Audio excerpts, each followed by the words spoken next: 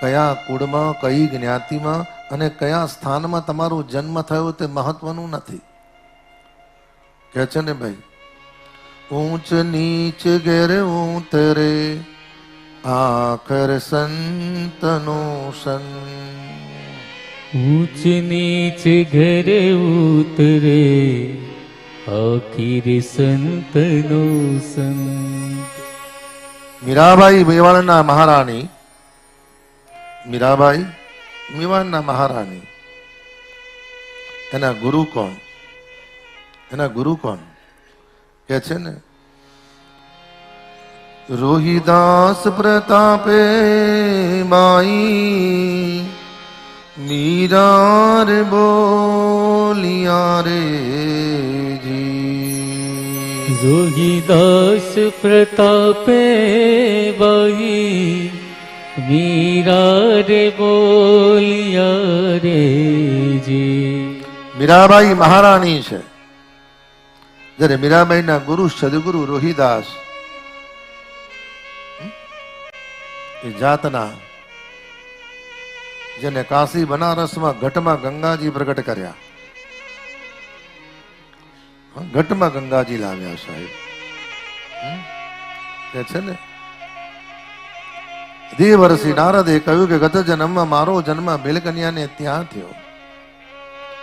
પારિવારિક પરિસ્થિતિની અનુકૂળતાને લીધે પરિવારની પારિવારિક પરિસ્થિતિ થોડી વિપરીત થઈ.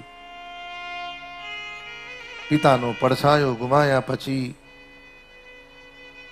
ઘરની અંદર અન્નથી લઈ અનેક જાતની તકલીફો પડવા મળી. પણ મારી માના મુખમાંથી 24 કલાક ભગવાનનું નામ સ્મરણ થાય. નામ સ્મરણ કરતા કરતા મારી માતા ઘરકામ કરતા કરતા ભગવાનને પ્રાર્થના કરે, પ્રભુ પતિનો પડછાયો ગુમાયો છે, પરિવારની પારિવારિક જવાબદારી મારી છે, એકનો એક દીકરો છે, પ્રભુ કઈ ના થાય એનું કલ્યાણ કરજો, એનો મનુષ્ય જન્મ સફળ થાય. અને આપણે પણ જ્યારે મંદિરમાં જઈએ ને, ભગવાનને પગે લાગીએ, કશું જ ના આવડે તો કઈ નહીં, 2 પ્રાર્થના કરવી. પહેલી પ્રાર્થના એ કરવી, પ્રભુ તમને જે યોગ્ય લાગે છે એ મને આપો. બીજું, તમને અયોગ્ય લાગે છે એ મારામાંથી કાઢી લો. અને ત્રીજું, પ્રભુ મારા સમસ્ત પરિવારનું કૃપાનાથ કલ્યાણ કરો. મારા સમસ્ત પરિવારનું કલ્યાણ કરો. અને ઘરની એક વ્યક્તિ જ્યારે સમસ્ત પરિવાર માટે પ્રાર્થના કરે ત્યારે ભગવાનનો સ્વભાવ એવો છે ને કે ઘરમાં એક વ્યક્તિ પણ દુષ્ટ હશે, પ્રભુ એના સ્વભાવમાં પણ પરિવર્તન લાવશે.